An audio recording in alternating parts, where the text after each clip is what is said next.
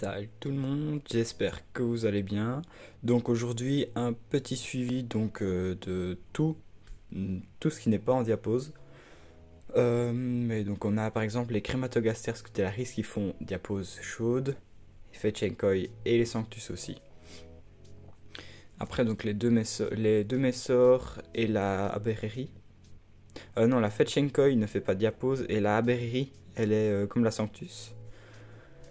Dans cette vidéo, eh bien, vous allez, si vous venez d'Instagram, du coup, vous savez qu'il va y avoir un petit bonus, mais sinon, du coup, je vous le dis, j'ai préparé un assez gros projet, donc je vais vous montrer un peu une avant-première. C'est pas encore, j'ai pas encore vraiment entamé, mais j'ai déjà les bases, donc je vous montrerai ça après. On va faire une partie et plus ou moins la moitié des espèces, je vous montrerai le projet. Donc ici, on va commencer avec la Capitatus. Donc j'ai vu que j'avais des nymphes, des larves et une nouvelle ponte. Donc pour l'instant ça a l'air de bien se développer encore.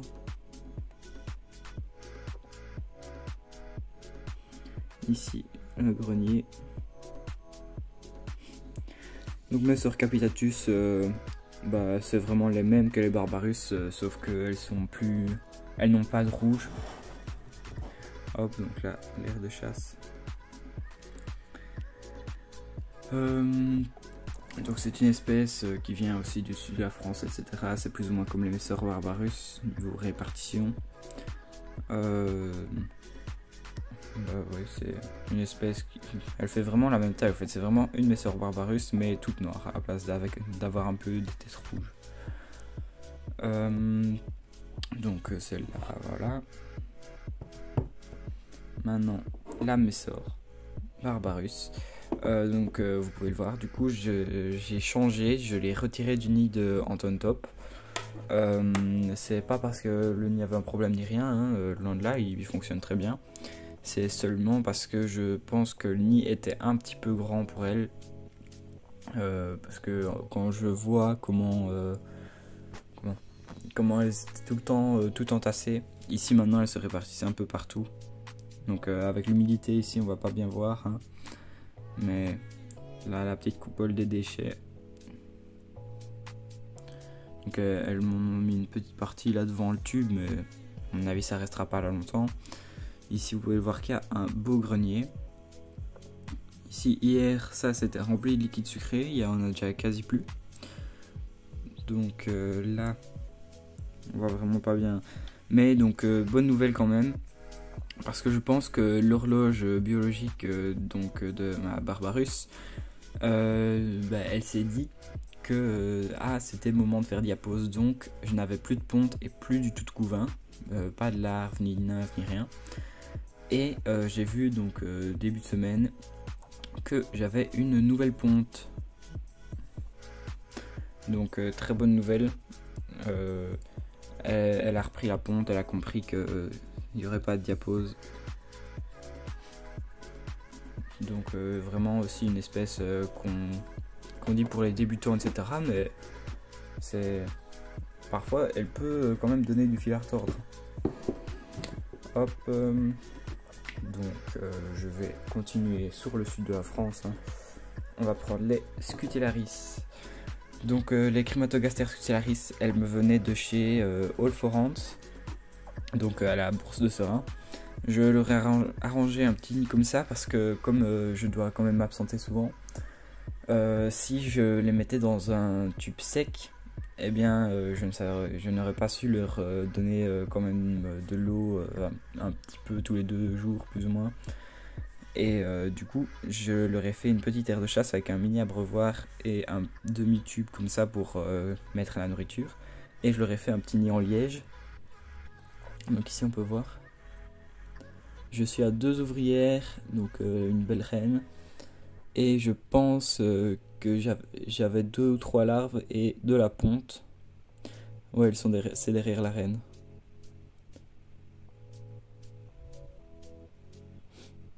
Donc vraiment une magnifique espèce, hein, comme je vous l'avais déjà dit dans une autre vidéo. C'est une espèce que j'ai beaucoup recherché, que j'ai beaucoup attendu. Quand je l'ai vu à la bourse, j'avais déjà demandé à All Forance de m'en garder une. Franchement, je suis pas déçu parce que c'est une superbe espèce, même si elle est elle est très présente en France, dans le sud de la France surtout. En Belgique on n'en voit pas. Mais comme la fourmi gauloise a fait une vidéo, un ami à lui a trouvé une belle colonie de Crematogaster scutillaris en Belgique. Donc à mon avis avec le réchauffement climatique elles vont commencer à remonter tout doucement. Je vais encore vous montrer une espèce. On va prendre la peau de miel. Donc j'ai eu de la ponte. J'avais prévenu du coup avec la vidéo sur le matériel d'AliExpress que je lui proposerai un tube.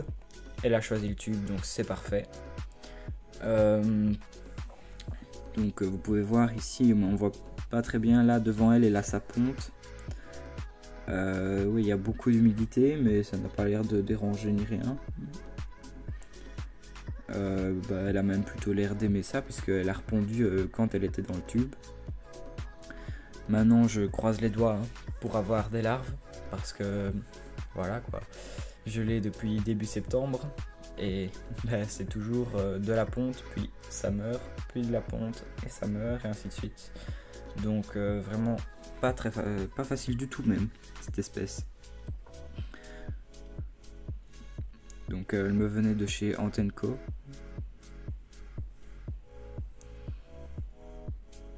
Elle se nettoie les antennes.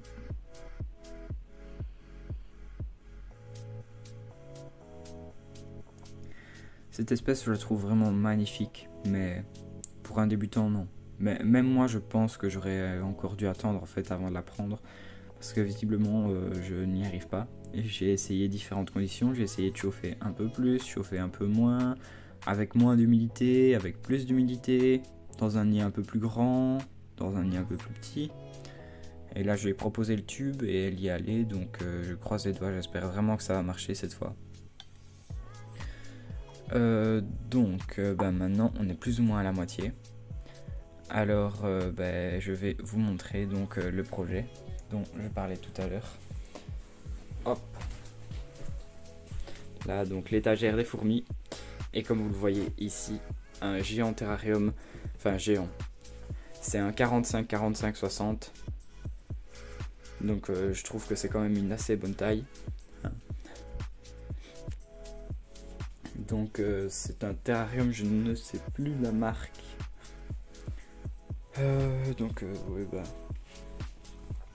Ici un petit cadenas, là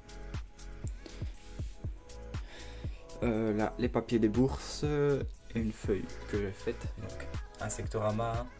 Encore une fois je vous la montre, n'hésitez pas à venir, j'exposerai et je vendrai peut-être, parce que le fournisseur sur qui je comptais, il y a eu un petit problème, donc je n'aurai peut-être pas de fourmis à vendre, mais je vendrai peut-être 2-3 nids que je fais moi-même, donc béton cellulaire. Là l'étagère à fourmis, donc tapis chauffant, etc. Ouais, là c'est à 33, mais j'ai diminué, j'ai vu que c'était un peu haut. Hop, tout le matériel.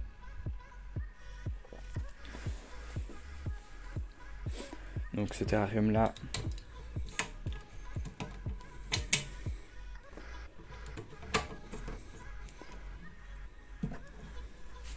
voilà donc ce que ça donne.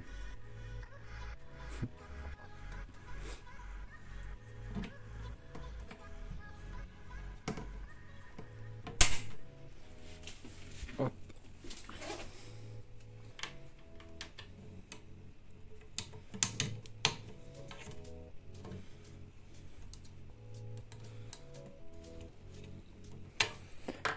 Ouais. Essayez de le refermer.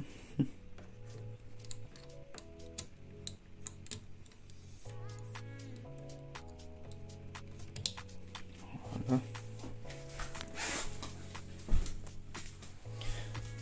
Donc, eh bien on continue dans les espèces.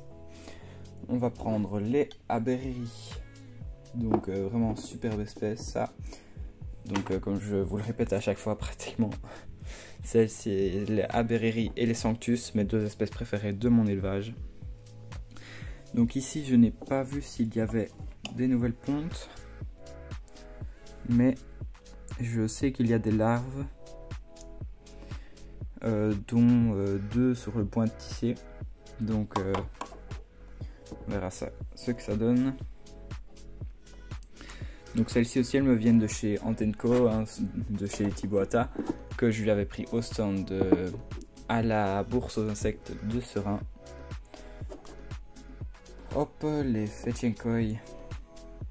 Donc je vous avais montré, elles s'étaient mises dans le tube sec et elles sont retournées dans le tube humide, donc c'est bon. Hop, je vais essayer de zoomer, mais pareil, hein, avec l'humidité c'est compliqué. Donc pour ça c'était bien quand elles étaient dans le sec. Focus. Toujours 4 ouvrières, hein.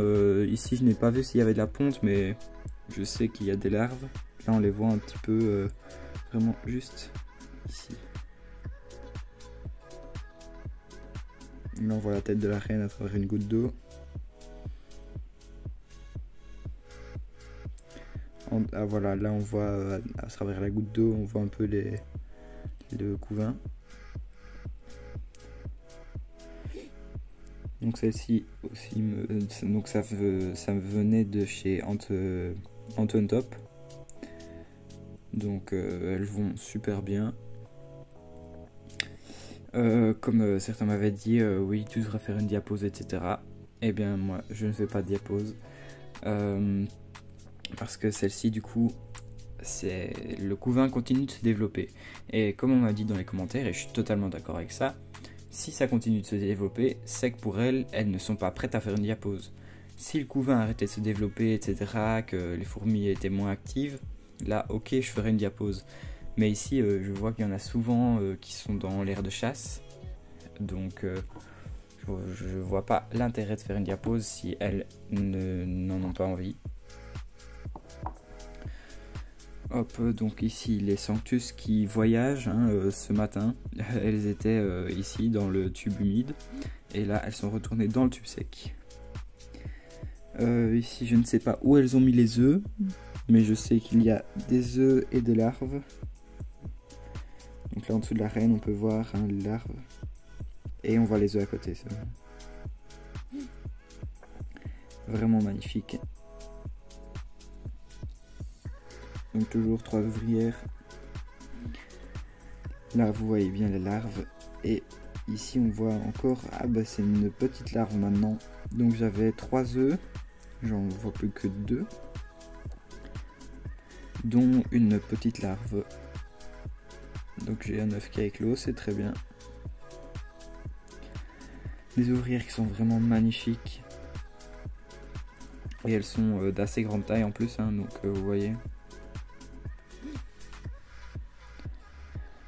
Oui, tiens, je vais vous faire un peu pour que vous vous rendiez compte des tailles si vous ne possédez pas ces espèces là. Je vais mettre mon doigt à côté de chacune. Donc ici les Fetchenkoi. Voilà, donc ici elles sont un peu plus petites quand même que les Sanctus. La reine elle a à mon avis 3-4 mm en moins. Ici la peau de miel. Hop. Donc celle-ci elle doit faire quoi? À mon avis elle fait 1 cm, 2,3, quelque chose par là. Les Abereri. Donc elles sont déjà de bonne taille, celles-ci aussi. Elles sont presque comme les Sanctus, hein. Un peu plus grand entre les Fetchenkoi et les Sanctus en fait. Crématogaster scutellaris, hein, ça si vous les connaissez, que vous êtes du sud de la France, etc. Vous savez qu'elles sont vraiment assez petites. Donc la reine ça va encore, hein, mais les ouvrières c'est vraiment très petit. Ici les Capitatus. Donc vous voyez ici elle a une larve, hein, juste devant mon doigt. C'est assez humide, hein, pour l'instant. Celle-ci elle a une nymphe, celle-là aussi. Là ici il y a une nymphe, là une larve ou une nymphe.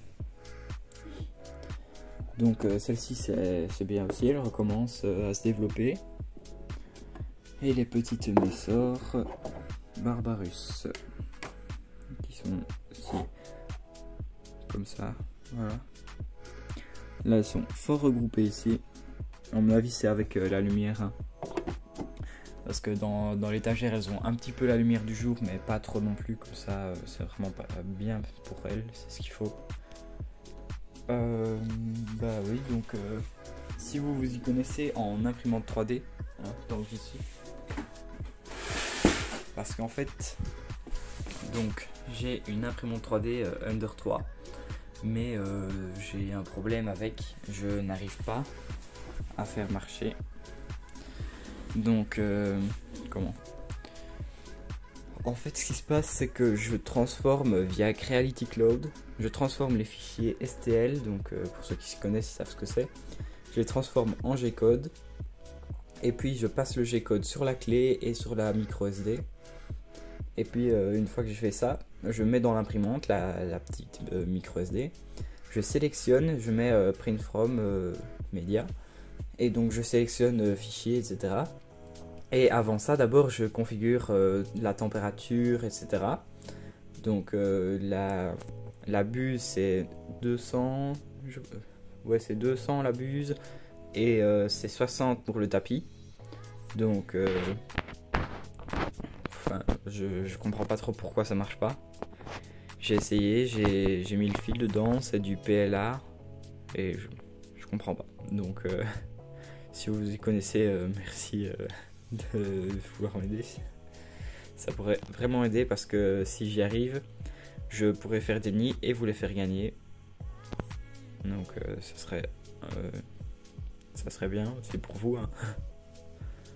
Ça serait bien pour moi parce que comme ça je saurais me faire des nids aussi, et pour vous parce que vous aurez des concours. Donc à part ça, je pense que j'ai tout dit, hein.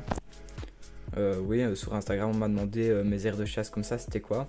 Bah, tout simplement elles viennent de chez Ikea, donc Ikea Belgique, hein. En France j'ai entendu plusieurs qui me disaient que maintenant c'était que du fumé, leurs vitres, enfin les potes comme ça, mais ici vous voyez c'est complètement transparent. Bah ouais, ça ferme bien, vous pouvez voir ici il y a juste un petit peu de jeu,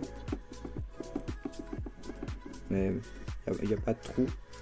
Alors, à mon avis, la seule espèce qui pourrait s'évader, c'est à la limite peut-être des fédoles s'ils trouvent un mini trou.